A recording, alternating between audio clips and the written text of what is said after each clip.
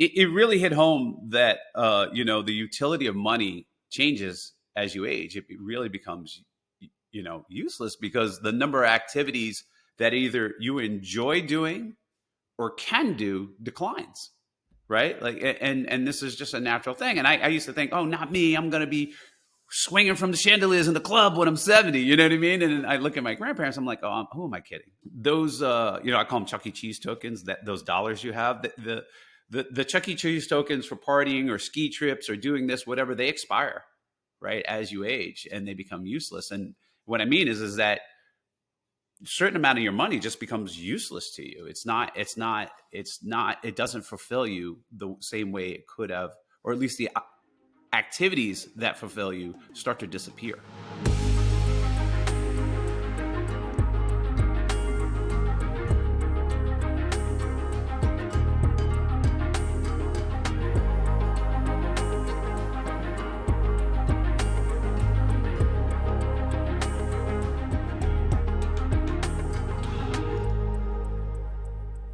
I am pumped to welcome to Forward world-class poker champion, best-selling author of the book in my hand, Die with Zero, Getting All You Can from Your Money and Your Life, hedge fund manager, epic investor, Bill Perkins. Welcome to Forward, Bill.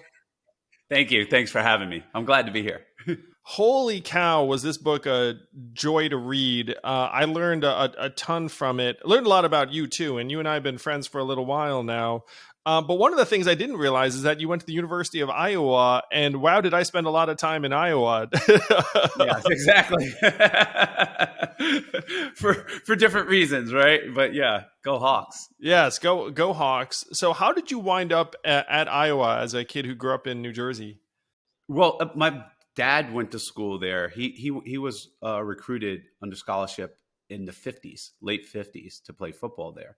And I was pretty much a slacker. I didn't know where I wanted to go, what I wanted to do. But I had been going to Iowa when he went back to revisit for reunions. And so I just kind of went to Iowa, that type of thing. No real direction in my life except for, all right, this is the next step. Got to go to college, that type of thing. Well, you graduated with a degree in engineering. You played football there too. Is that right? Yeah. I mean, I was on the bench, but yeah, I was on the team. I mean, that's a high level team. What position were you? Yeah. I always say left out, but I was a defensive back. So you occasionally got to lay a hit on somebody. And then you moved to New York and you had like a very, very junior trading position. You said you were making $18,000 at the time. You're like a clerk. Yeah, it was between 16 and 18, but I was a clerk. It wasn't even trading. I don't even want to say trading. Like it's you're a screen clerk, which is essentially you check the trades of the traders and make sure they match what's in the computer system. Back in the pick card days, if you ever seen trading places where people are throwing pieces of paper, et cetera, at these guys with glasses on to protect them from these cards, those cards have their trades that they've traded with somebody in the pit, goes down to a room, they type in the trades, and then they have to match what's on the trader's pad. My job was to check those trades. You were the match and monkey. Sandwiches and stuff like that. Yeah. Like the equivalent of the mailroom, slightly below the mailroom type of job. Yeah. So your book talks about when you were in that job, you scrimped and saved and managed to eke out like $1,000 in savings, and you were all proud of yourself. Which, by the way, I can relate to because I'm the son of immigrants and my family's super stingy. And so when I was younger, I would have similar habits and similar pride, being like, ooh, look, I've saved a little bit of money. And then you mentioned to your boss, and this is one of the stories in your book that really hit home. You said, hey, I managed to save $1,000. And your boss is like, what are you, a fucking moron?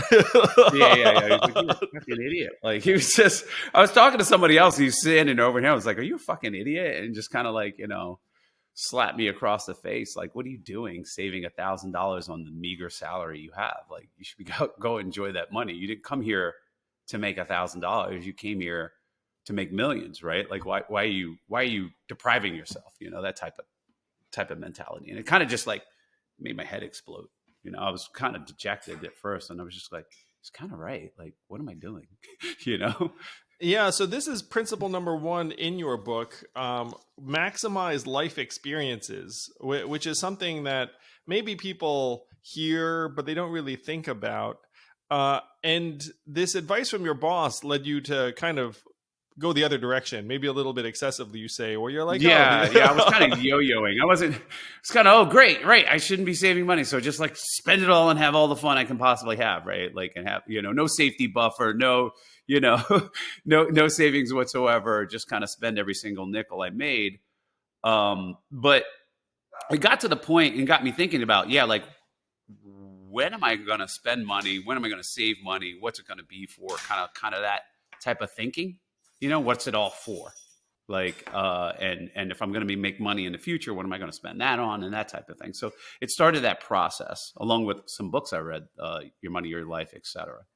Yeah, so that's one of the big lessons from your book, is that life is a set of experiences and a set of memories, and that memories have dividends, which was not an idea I'd ever seen until reading your book. Can you explain what the heck you mean by memory dividends? When you have an experience, right, you get joy from that experience, right? You plan it, you have it, and and it's like, great, I went swimming, or I had my first kiss, or I went on this trip, and you get joy out of that. But you also get joy and experience recalling it. So my first kiss, if I talk about that, it's going to be a story. I'm going to have some sort of endorphins go from that, talk about it and remember it fondly. Or when I talk about a vacation that I went on, like, hey, I went on this trip. We went to Thailand and we saw all these statues and yada, yada, yada. Lost my car keys and then we were stuck and, tell jokes, etc. These are the things that make things interesting. At the very basic level, the experience of learning what a door is allows you to approach every single door and not go, okay, cylindrical object, 2 inches out, rectangle. It's a door from your experience, right? When you ride a bike, you're actually getting the memory dividend the next time you get on a bike, right? Like Huh. you actually build up who you are and your skill set, and you get the enjoyment of riding the bike, the memory of riding the bike, and the ability to go do it again. And so if your fulfillment is having experiences and that joy that comes from that experience, you get a portion of that every time you recall it, every time you bring it up, right? And that's also part of your fulfillment. And so these experiences pay dividends the same way a stock would pay dividends or interest in a bank would pay dividends. And this is something you need to calculate when you decide when you're going to have an experience, whether you're going to have gratification now and take one trip, or delay gratification for, say, 10 years and take two trips, right? And you need to calculate, well, I may only get one trip, but I get all the memory dividends associated with that trip for 10 years, building up, fulfilling me, as opposed to waiting for 10 years. And the answer may be different depending on who you are, right? If I'm 80, I'm not delaying 10 years to take two trips. I'm taking the trip right now, or even 70, right? Like, because my ability to even enjoy that trip may go down as well. Yeah, you talk about your similarly situated roommate in New York who decided to take a trip. I think it was a Yeah. very significant trip. He went like backpacking around Europe, even though you guys were both broke. And you were like, man, you can't do that, or I can't do that. And so then he goes on this trip while you're toiling away. Yeah, yeah, I thought he was fucking nuts because he actually borrowed from I would say a loan shark to go on this trip, which was like, this is the most irresponsible, crazy thing. What are you talking about? Our careers, and we can't miss screen clerking when we might miss our chance to get promoted and all this yada yada yada yada yada stuff. And so he went off, had the trip of a lifetime, at the right time too, because there's a time and a season for everything in your life. So he went backpacking through Europe, traveling around, was on student passes and youth hostels and meeting people and having this real dynamic trip. That's something that I'm not going to have happen in my 40s and 50s, right, or even late 30s when I started making more money. Although I went to Europe later and had a good time, it was a different type of trip, right? And he had that type of experience in the right time frame, and so if I wanted to have that in my life, I just let it go by. And I wanted to have that in my life and I let it go by. And I realized, like, wow, he did it right. I did it wrong. I was operating too fear based and I wasn't really thinking about what experiences I wanted to have and when in my life, which, what you want to have in your life is important, but also the when is equally as important. Yeah, that's one of the big principles in the book that I took from it, which is that experiences are worth different amounts at different times in your life. And it's in part because of this memory dividend you're talking about, but it's also because, like you said, the experience will be totally different when you're 25 versus 30 versus 35. So he kind of got the 24-year-old version of that youth hostel Europe experience. Yeah. uh, Q movie, you know, right? yeah, which by the way, I never got. Yeah, I never got. Yeah. And so, but it did remind me of something. And so that this book was phenomenal at making you examine your own life choices.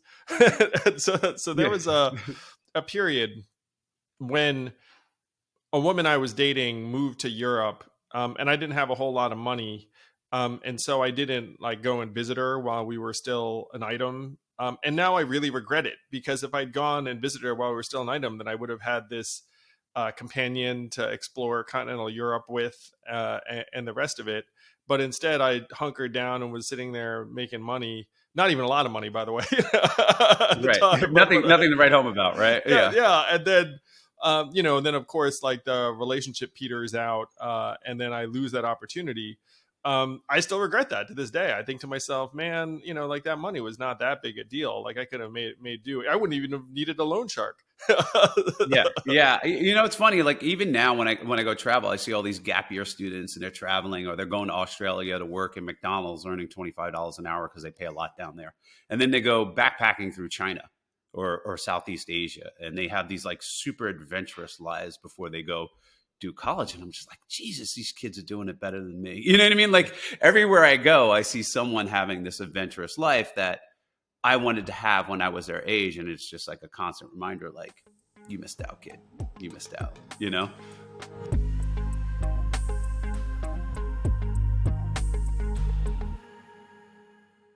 This podcast is sponsored by ExpressVPN. We all have been there at the cafe or on the road where you log into an insecure, unencrypted network and you take your chances. You know you should be doing something a little bit more savvy and secure and protected, but you're like, yeah, what's the worst that could happen?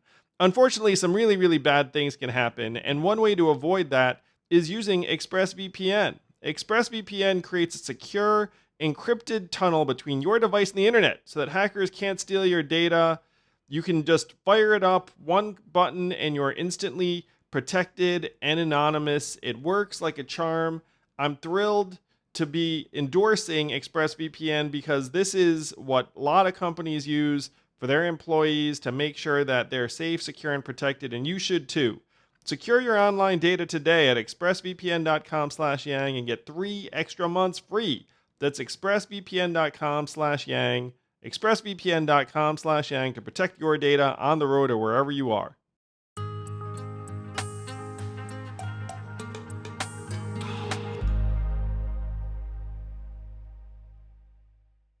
Yeah, so you tell the story too, which I laughed out loud. So your boss tells you, look, you're doing it wrong. You should not be trying to scrimp and save, $1,000 if you're here to make a fortune. And you're like, oh yeah, you're right. So you start spending too much. And then you fall asleep at your station and get fired. Yeah, this is another job, but yes. But then you end up switching to another job as a broker, which is not what you precisely want to do. But that ends up leading you to a role in Houston, Texas, where you are now. Right. And there are a lot of people that might have hesitated about moving to Houston from New York, especially if they wanted to work in, trading, because they're like, oh, like all the action is in New York. But then you looked at it and said, oh, like sure, I'll make this move. And there was there were a couple of principles in there where in your book you talk about trying to be bold when you're young, and think about what you have to lose, because a lot of people overemphasize what they might be giving up, and underestimate what they might be gaining by Right. making a decision. Right. They don't look at the opportunity cost, right? Like of the cost of inaction. And I was one of those people that was like, I'm never moving south on the Mason-Dixon line. Like, what the hell? Never go to Texas. Like Texas was like rednecks and racists and cowboys. And, I had this stereotypical image largely informed from past and TV, right? And I didn't really know what Texas was like. I hadn't been there, but I was like, I had the Texas of the '60s in my head, and so not the Texas that it was when I moved down there. But fortunately for me, I was so passionate about becoming a trader and wanting to do it, and this kind of like arrogant belief that I could do it, that I would have moved to Siberia. I would have went anywhere. I was like, what's the worst that can happen? You know what I mean? If they get me, they get me.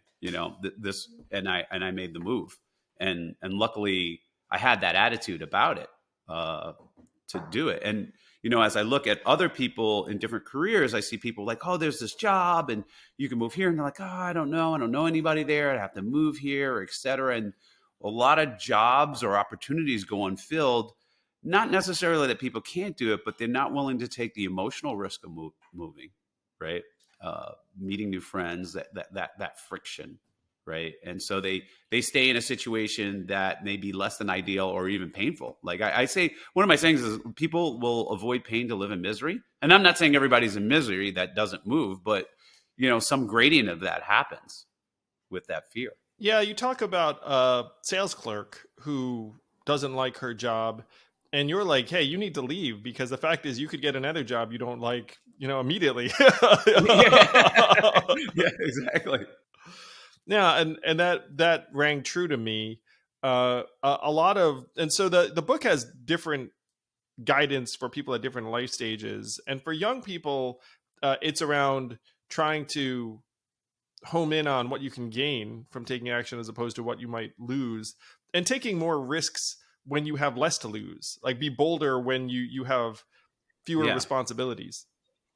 Yeah, the downside is right, like, at the end of the day, when I was like scrimping and saving and the risk of the floor is like, I could have got a job literally at a fast food restaurant and got paid more, right? Like they purposely pay you low because of the opportunity set that's there and you're going to go make, right? And so going, and it's like, I could have been a waiter, I could have done anything. It's like I was always going to survive. Survival wasn't an issue. It was just my ego of what was I willing to do it when I fell down, right? And so I should have been taking, max risk. And in certain areas of my life I did, in certain areas I didn't, in terms of like emotional risk or taking a travel or et cetera. Like I could have got another job as a screen clerk and climbed the ranks easily. Like I was one of the best screen clerks there ever were. I'm going to say that. I'm just going to say that, I missed out, right? I missed out on that, something that can't replace. That period of my life has died. That season is gone. And it is now either, I don't have the aptitude or the attitude to go do it that way now. So you move to Houston, Texas, and become an energy trader, and end up Correct. being very successful. One of the big principles of the book is around trying to figure out what your life experience money trade-offs are. When you're on autopilot and you're just like, hey, I got good at this thing produces money, I'm going to keep money. When money becomes the goal and not the tool to fulfill your life, you just keep going on autopilot, right?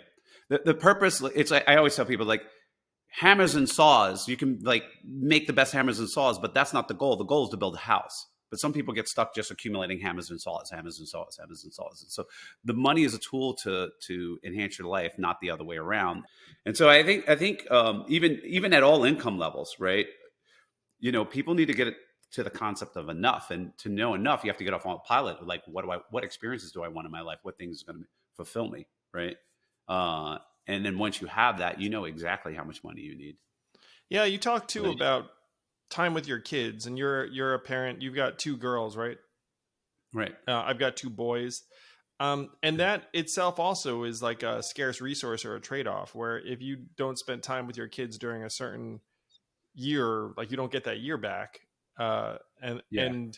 and so there's also like an investment in that regard. It's like, and you might think to yourself, oh, I need to make this money so that I can provide for my family. But spending time with your kids actually is an investment in them as well, that in some ways might be as or more important. And one of the things I love about you and your approach to things is like you're so hyper rational about everything.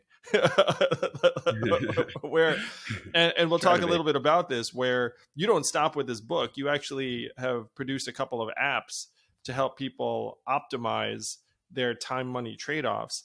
But it instinctively made sense to me that if you're spending all your time, and you make this point in the book, if you spend all your time making money for the family and none of your time actually with your family, like time spent with the family would have a much higher return Right. for the child than like another couple bucks in a lot of situations. Right. If you look at money as a tool to fulfill you, right? Like it's basically a tool to fulfill me. The first level is survival, right? And then after that, we're operating on a want basis, not a need basis. So once the needs are met, we're operating on a want basis. And one of the things that your kids want, whether they consciously or unconsciously, is time with you, memories with you, moments with you. And so piling an extra $1 million on it, but taking away that time from you is basically giving them something useless, right? What they want is time with you, right? And I'm not saying I have the answer to the optimal balance, right? Like it's almost an intractable problem, but like these are the things we need to think about so that we get more close to the optimal solution of balancing time with kids or family members or loved ones or what have you. Yeah, there was a lot of wisdom in your book too about different life stages where after you made some money being a good grandson, you give your grandma $10,000 and then she doesn't do anything with it and turns Yeah. around and it gives you like a sweater. Yeah, yeah, exactly. Sweater. My mom corrected me. She also gave my daughter like a chain, like a small chain. But like it really hit home that the utility of money changes as you age. It really becomes useless because the number of activities that either you enjoy doing or can do declines.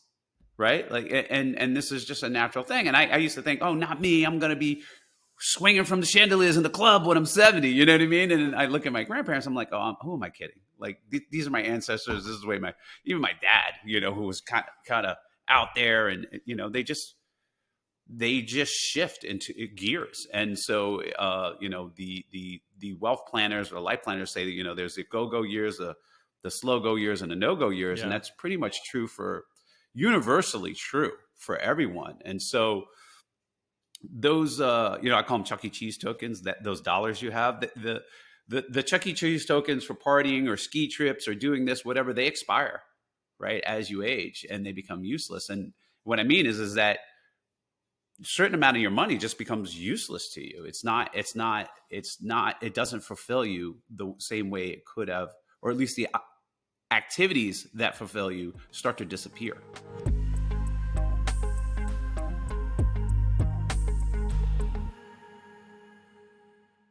Yeah, so this is one of the fascinating things you posit in the book, which is that there is essentially an optimal life period during which money has the biggest impact on your enjoyment, ability to have fulfilling experiences.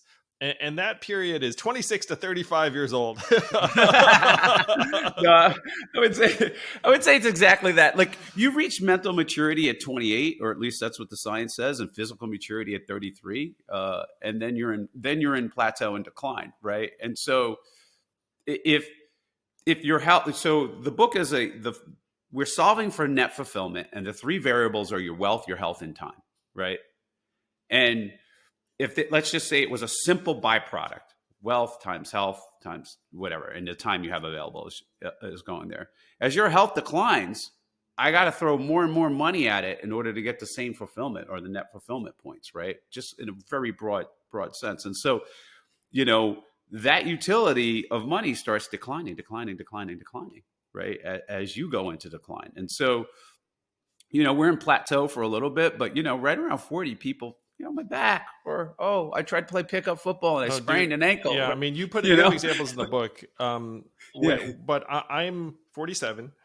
Right. And my favorite time of the week used to be my weekly basketball run, where there was a bunch of dudes that are around my age and athleticism and skill and whatever. So 20 of us rented a court in New York City, and we would show up every Saturday morning from 10 a.m. to noon and play. And I would look forward to it every week. And there were times when, I was having a shitty day and I just think back to, a good play I made that weekend and be like, yeah, yeah, like still got it. So that during my 30s, people start dropping like flies. People start getting ankles, knees, thumbs, shoulders, like just freaking injuries start happening when you're like 37, 38. I remember, I showed up one time and we didn't have enough people. Yeah, it just and then pretty soon people are like, I'm not doing that no more. You know what I mean? Like it just fades out, right? There's obviously there's people on different tail ends of the distribution that keep going and can do it, but by and large, these things become, slightly less enjoyable, slightly less enjoyable. I don't want to do it. I can't do it. Right. Like, Yeah. and so it's the same thing in terms of your fulfillment. Like when, I use an example often that like when I go to a city, I like to walk around the city a lot. And I used to like knock out 10, 15 miles a day walking around with a backpack, you know, around Paris, et cetera. And now if I go to that same city, it's not that I can't walk 15 miles. It's just not enjoyable. Right. So I'll walk 7 before my knees and my feet. And I'm just like, I'm kind of done. Like I'm not really. So it's not the same trip. I'm not getting the same fulfillment points from that same plop down time into a new city. Not that it's not enjoyable. It's just that if I was going to get the max points, probably should have done it a little bit earlier. Right. Yeah, and one of the stories you tell in your book that I found very invigorating was that you planned an epic birthday party for yourself, Yes. where you got tons of people from every stage of your life together at a Caribbean island. And for some of them, they couldn't afford that kind of trip. So you were like, you know what, I'm going to cover that trip for you. And it included your mother, I believe, it included like people that were deeply important to you. And you even, this blew my mind, you even sprang for Natalie Merchant as the special Yeah. as entertainment. Yeah. For Yeah. those Yeah. of you who don't know, Natalie Merchant was was the lead singer for 10,000 Maniacs, and it's like this. You should check out her music. She's great. Uh, and you described it as memories that would last a lifetime, even though at the time that expense was very, very considerable for you. And I have to say, man, like I read these stories and I was like, first, I wish I was your friend back then because that would have been freaking epic. But second, it reminded me of my wedding to Evelyn, where we objectively sort of overspent. Honestly, we had a Yeah. destination wedding, but I don't regret it in the least because it's still maybe some of the happiest memories I have in my entire life.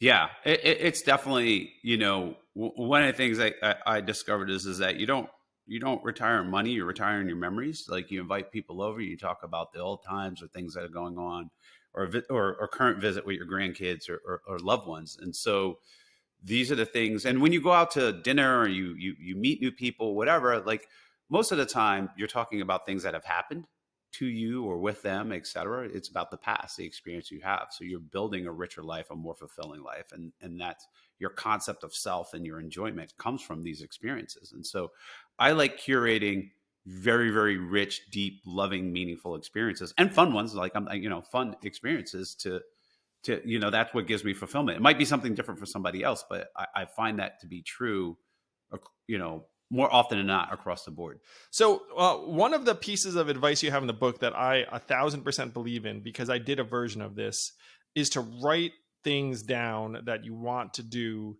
within certain what you call life buckets. And I didn't do it by life buckets. I just wrote down a list of things that I want to achieve or want to experience. And there Right. is some magic to writing goals down where anytime I had the opportunity to hit one of those goals, I was like, well, I guess I got to do it because that's on the goal list. Right. Right. So yeah, I talk about that. Like one is each period in your life, because while your kids are like toddlers or et cetera, you can't just write them down. Oh, I want to take them to Disney World, because they're going to be like, Dad, I'm not going to Disney World with you when they're 20, right? And so the when matters as much as the what. And the other thing, I talk when I talk with groups or stuff like that, is kind of like, especially professionals, like they have all these key performance indicators, like EBITDA, customer acquisition cost versus lifetime value, all these ratios, et cetera, for their business. And if their employees didn't know these ratios, who were in charge of that, they would fire them. And I go, well, what are your key performance indicators for your fulfillment, for your life, for your wife, your marriage, Crickets, right? They don't know. social. It's crickets. It's crickets. And I'm like, are you guys fucking idiots? Do you take life serious? Like, what the fuck is wrong with you guys? You know what I mean? And they've given me permission to talk to them like they're my best friend. So it's a lot of fun. And I'm just really emphasizing the point that life is serious, and that if you were taken as serious as your business, you would have these indicators, right? Like I have the indicators like how much I've given to charity. I check with my CFO, what's the percent? If the percent is too low, I boom, Dave Thomas Foundation, here you go. Adoption services, here you go. You know, starvation in Yemen, here you go. You know, the things that are important to me. Other people have different things. How many trips have I taken? I just know instinctually if my travel budget is below X, that I'm doing something wrong. You know, something's going on, or it's something for me to investigate further. How many I love yous have I said? How many times have I done this? How many times have I gone out to dinner with my wife, now wife? Yeah, congrats on that, man. So you can make any kind of KPI you want according to who you are. Like if you love playing chess and checkers, well, how many times have you played chess and checkers, right? Yeah, writing goals down helps you achieve them almost magically. And so I really do advise people to do it, whether it's in time buckets, the way Bill's describing, or even more generally, because you'll just find yourself behaving differently. Yeah, and I want to add to that. Writing them down is great, but also the check, the metric. Did it happen? Yeah, right. Like you write, like I'm going to practice and play basketball and shoot threes every day. Like I'm going to take, I don't know, 10 3-point attempts every day, whatever. And if you end at the week and it's still 0, it's like, well, we need that feedback, right? Yeah, like, we all need feedback, right? And so. And it's your life. Nobody's here to rescue you. It's your own life. So a lot of people think like somebody's going to come out and rescue you, like the fairy godmother is going to come out. It's like your own life. So you have to monitor yourself and your own feedback according to the goals in life you want to live, and have these key performance indicators on your life. So whether that's, you know, the I love you count, or how many times you took your significant other out on a date, or it's, you know, how many trips you went on, or how many times you played chess or checkers, whatever it is, we need to track those results to see that keep us on path. Or right? how many political candidates around the country you've elevated. No, I'm kidding. Yeah, exactly. Whatever it is. Whatever it is. For you, it's like, how many donors have you called? You know, it's like, I got to call this guy. How did you know that that's my life? But anyway, I mean, these things are, you know, the same things that you use in business, you can use in your life for your life fulfillment. And I think one is more important than the other. Amen. I mean, that's one of the big principles of this book is like, it really is like, it's like a rational approach to making the most of your life. I hope so. What are your KPIs there? You got your KPIs out there, Andrew? I mean, you're thinking of something that you need to get down out there. I could use more. Your own scorecard, your own life scorecard. Yeah. My life scorecard, and like you said, it does evolve over time because, right. But I need to refresh and review it because I had it and then I haven't refreshed it properly, and unfortunately my life stage has changed. That's another. We all do, and that's why I have a buddy. I have an accountability buddy. I call him up, and he's, you know, he slaps me around. I'm like, okay, I'm off autopilot. Back to it. You know, it's very easy to get into the default mode network and just go on autopilot. So don't act like I don't want to act like I'm the guru and I'm some here up high. I'm right down there with you. I'm a student of the game of life, just as everyone else is.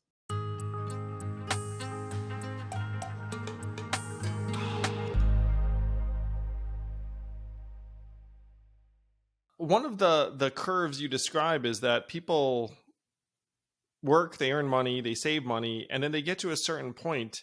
And most people, after they save a certain amount of money, they're actually not spending it down. Like they get to a certain point and the money's going up, even as their ability to enjoy it goes down and their consumption's going down because maybe their energy level is less or their desire to travel is lower. And so one of the situations you describe is this, and we've all heard this story, where there is like an elderly woman who's just toiling for years and years, and no one knows that she's actually secretly wealthy. And then she passes away, and then you know, the nonprofit gets $5 million, and her relatives get X million, and people are like, "Wow, like she lived such a modest life."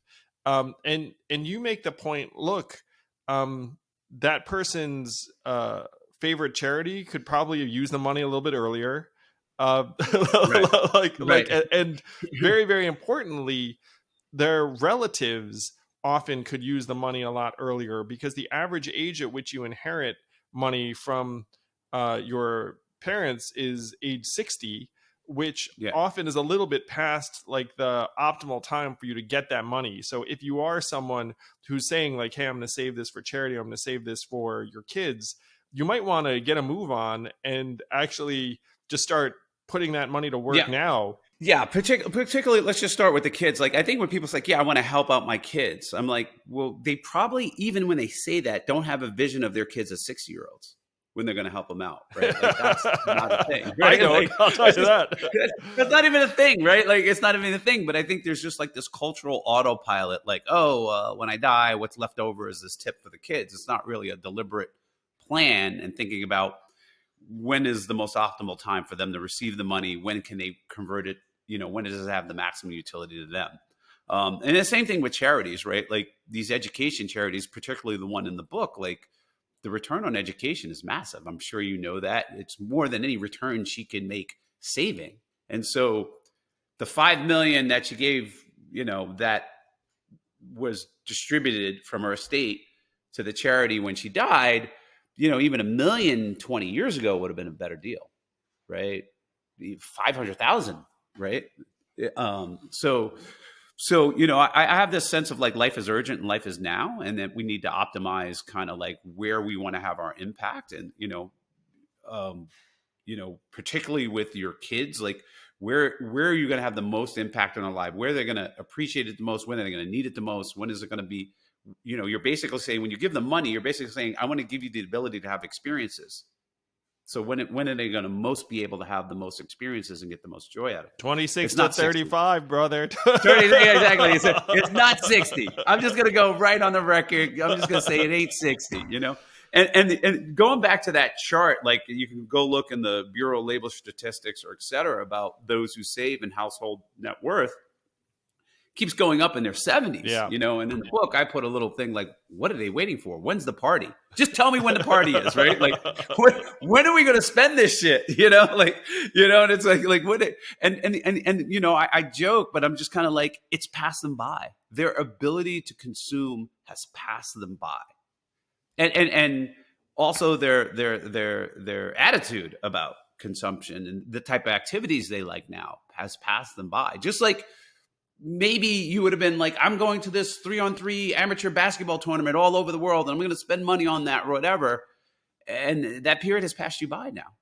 You're like, nah, my ankle, my back, my shoulder, I'm done. Dude, all I know is if I come home injured and I can't do shit around the house, Evelyn's going to be pissed. Yeah, she's not having it. She's like, because for her, the positive utility of my like enjoyment of the game, like, she discounts that entirely. She's like, what do you do to hurt yourself? It's very little value to her at all. Maybe get you out of her hair for a little bit, and that's about it, right? So you cite the example of this philanthropist, and obviously not everyone's going to be a philanthropist, but if you are in fortunate enough position to do so, and I'd love to hear what your experiences have been kind of spreading the word about this book. But you talk about a guy named Chuck Feeney, who champions living while giving, where he made a ton of money on duty-free stores that we all see in the airports. He just set aside $2 million to live on, which is fine for him because he's a normal dude. And then he's just giving the rest away while he's still alive. And that's like a much more powerful, impactful model than just having this giant slug of money that ends up, getting converted on your estate. Yeah, when you die, and like, life is now. Like, what happens to the people? It seems weird to me, like people are starving in Yemen or whatever, and like, I'm going to wait till I die. I'm going to hold up and grow this. It's kind of weird. Or imagine during polio, like, I'm not going to donate to the research in polio and accelerate the vaccine.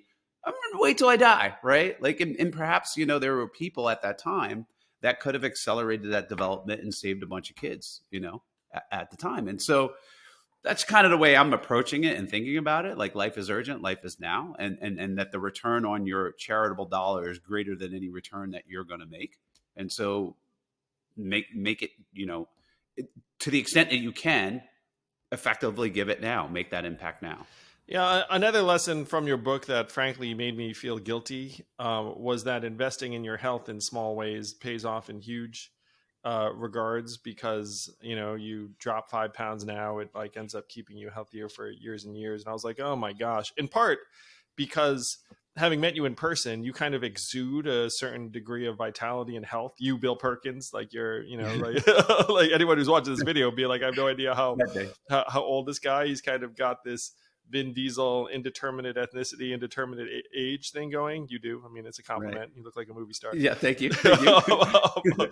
But I'm it, 53. So yeah, but it did make me think. I was like, oh shit, I got to get into shape, because Bill's right. Like if you make investments in your health, then that ends up leading to more fulfilling experiences. yeah, it's just compound. It's the number one variable, right? Like you can have zero money and get value out of this book because this book is about optimizing your life. So do I spend time with my daughter, or do I go play basketball, do at the gym? Like, how do I order my life? Like life is like Tetris, right? In order to get the high score, you got to get the order right, right? You don't go out to the club and climb in Himalayas when you have 3 kids at home and you're married, right? Like those were before you got married, right? And so, but if you have your health is extremely poor, none of these experiences are all the experience become less and less enjoyable, and to the point where you can't move, you have no experience, right? Then you die. And it's amazing when you try and model it, like small changes in health, how radically it changes your enjoyment or your fulfillment points, any model that you build.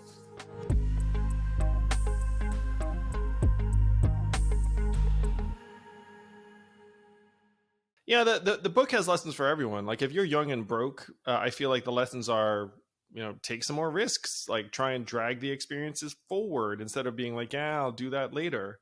Right. And then if you're a bit older and more established, it's like, do you really just want to be sitting on this pile of gold coins like as it's heading? It's like, you say you're doing it for your kids. It's like, well, your kids are alive now. Like, maybe that you can do something where, and you make the point in the book. It's like, if you really want the kids to have the money, then make it their money and not your money.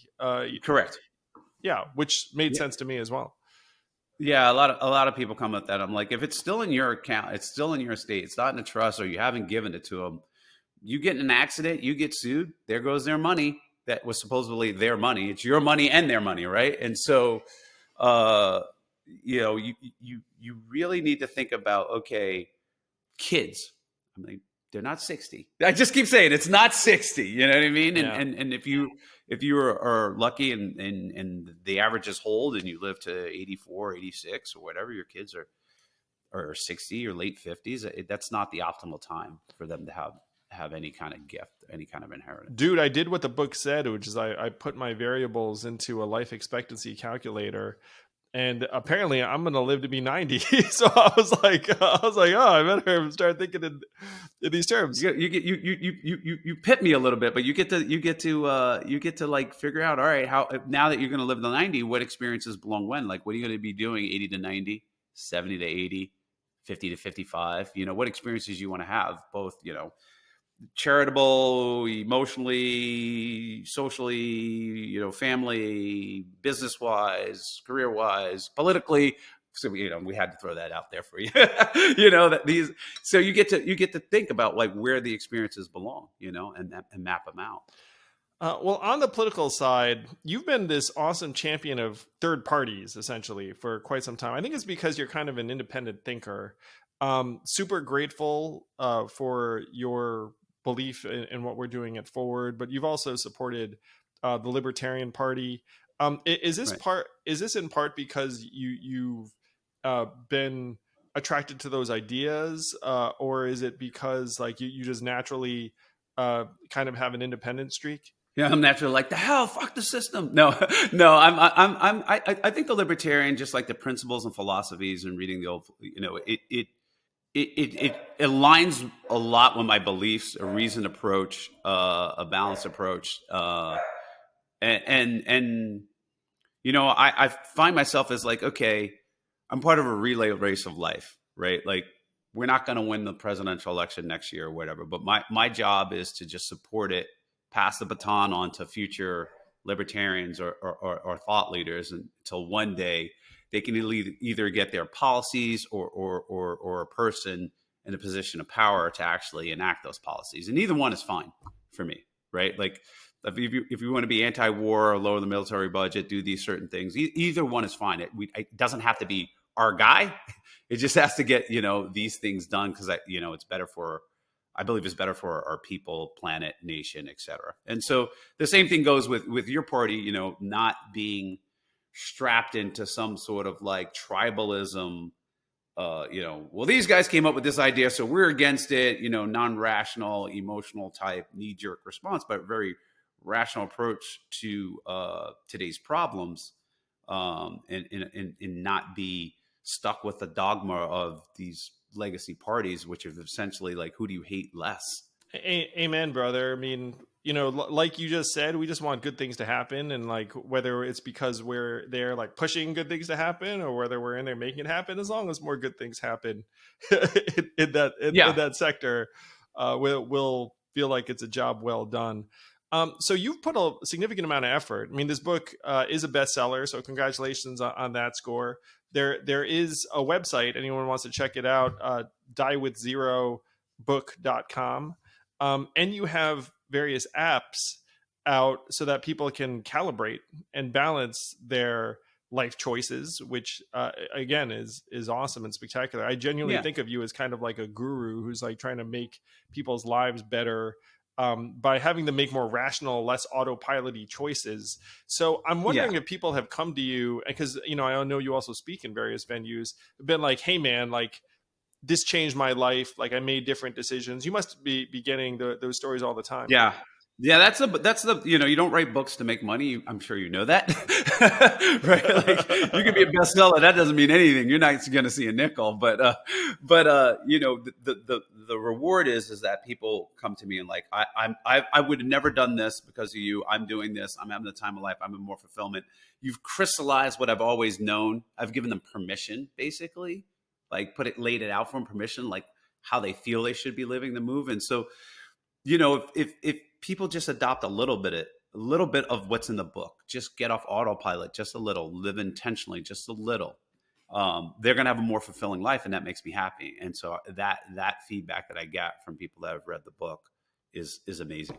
Every time someone downloads the app, you're like, yeah, I helped someone else live a little better Well, life. the apps are the mental models, and we put up a free mental models. We put up an app. They're kind of like magnitude, trying to get you to prod you to start thinking about it, right? Like the book is very much in here's some ways to apply it, but very theory, very in force equals mass times acceleration or E equals mc squared. It doesn't get you the GPS, right? Like you got to apply, you got to take out of that formula what you want to take out of it, because everybody's priorities in lives are different. But if you get off autopilot and you use these guidelines, these mental models, I believe everyone who does that will have a more fulfilling life according to the life that they want to have. I just want you more of what you want, right? Yeah, And just like a so, life better lived. And you really do exude this stuff. When you talk about how your mom worked for the government and she was like, oh, like, get a government job, will be super safe. yeah. You've gone in a very different direction. No, no, no. I'd rather be, my temperament is like I'd rather be busted than do something like that. I'd rather, I want to hit the grave with scars, heartbroken scars, attempts, failures, looking like a buffoon, having successes, etc. I want to have a very wild, adventurous, fulfilling ride. And to me, what's fulfilling is actually using up all your resources to get that fulfillment, to actually try. The sports analogy is leave it all on the field. Well, here at life, this is it. It's one ride. You leave it all in this life and that's it, and so uh safety of job just didn't really, safe to me is misery. It's a form of hiding from life, because life is dangerous. Just inherently it's dangerous, you know. What was fun too, Bill, is that reading your book, um, I congratulated myself a little bit because I feel like I lived according to some of the principles without knowing them, obviously. And part of it was the risk I took on when I was relatively young, in part because I didn't have a family or even a girlfriend. like no Right. mortgage. So it was like, Yeah. so I've done a bunch of things that people thought of at the time as being kind of unwise, including my Asian parents, not fans. And certainly one of like the biggest swings I took was running for president. And people thought at the time, I mean, my even close friends of mine were like, president of, like that wasn't like a lot of, but I kind of drew it out in my head and was like, look, like, what's my downside? Time away from the family, opportunity costs, total public humiliation. And the upside is like, maybe I can advance human civilization. Maybe I can help alleviate poverty. Maybe I can like improve the standard of living for, tens of Or, millions of or people. Uh, or shift the dialogue and get people thinking about it, right? Like as far as I'm concerned, like you could have won, you could have shifted the dialogue, or you've picked up the baton, run it, and eventually you pass it on to somebody else, and that race has started. And so, like, in the relay game of life, you don't know whether you're the anchor or the starter, right? You just yeah, you just dude. got to run, Yeah, it's got and to run. and what you did is you ran. You know what I Yeah, mean? And it's that's true. admirable. Thanks, man. So there were parts of it where I was like, okay, cool. I'm like doing this stuff. I'm like, like Yeah. on the Die with Zero train. But then there were other things where I was like, oh, I need to do more of that. Certainly, I feel like because I'm 47, like I need to drag experiences forward to the extent possible. Like anything where Right. I'm thinking like, oh, I need to do that. It's like, no, I should freaking do that stuff now because life is busy. And for me right now, a lot of that is around my parents who are in their 70s and 80s, and I'm like, oh shit, I need to spend more time with them now. Like that, Right. that's like that's not going to last forever. Uh, and for a young person, it really is also, I think, trying to drag experiences forward, because like our society does give you a message, and you open your book, which is what we'll close with, but you open your book with the ant and the grasshopper, and the ant is like working tirelessly and collecting the seeds or food, and then that's presented as like the virtuous model, and the grasshopper is like the one who like does something and then rests and then ends up losing. It's like the slow but steady wins the race. And our society continuously kind of hammers at like the and by the way, I'll also like I'm like son of immigrants and Asian, so like I've internalized a lot of those messages. But people trying to max out their experiences, I kind of did it accidentally because I didn't meet my wife until I was 31. So I was like just kind of wandering the earth before then, being like, well, like I guess I'll go skydiving. I guess I'll go hang gliding. Right. Right. Like I guess I go do things. All right. I mean, life is discovery. You discover what you want, right? You don't know. So you got to go discovery. So you did a lot of discovery. Yeah, That's but I'm great. so thankful I did that stuff now. And then now, it's like if I'm going to spend a couple years in Iowa or New Hampshire running for president, like, I'm like, okay, it's cool. Like I feel kind of settled. And I feel settled in large part because I did some of those things when I was younger. So if you are young and broke, try and max out those experiences. If you are a little bit older, try and drag some of those experiences forward, and try to, as my friend Bill Perkins says, die with zero. Get all you can Yeah. from That was your zero. money in your life, and don't go on autopilot. Don't just think, hey, like I'm supposed to have a pile of money that increases and doesn't decrease. So like, that's what I'm going to do through my 50s, 60s, 70s. Like freaking get it out on the field. Yeah. Leave it one ride. Hope you enjoy it. I hope it's the most adventurous. It's funny that you say Asian work ethic and culture because the book is biggest in Japan, which Really? That's yeah, because it's awesome. counter the culture. Like it's like really big in Japan. And they're like, wow, it's so foreign, right?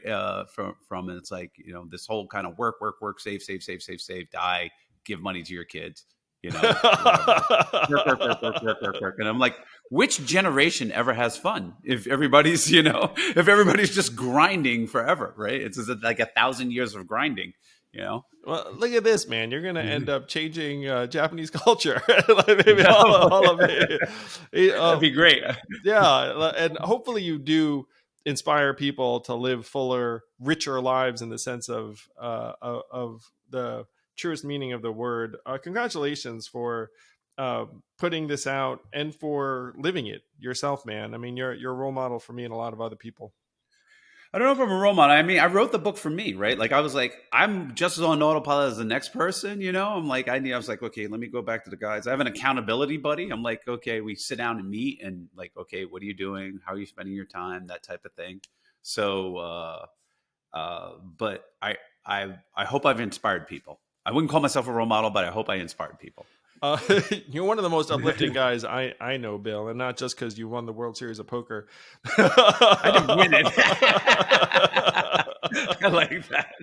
But Thank you so much. If you're listening to this, check out diewithzerobook.com. Follow Bill Perkins on social media. On Twitter, he's at BP22. Bill, thank you so much for being an thank awesome you. human being. I will see you in Houston in September. See you in Houston. Okay. See you in Houston. Thanks.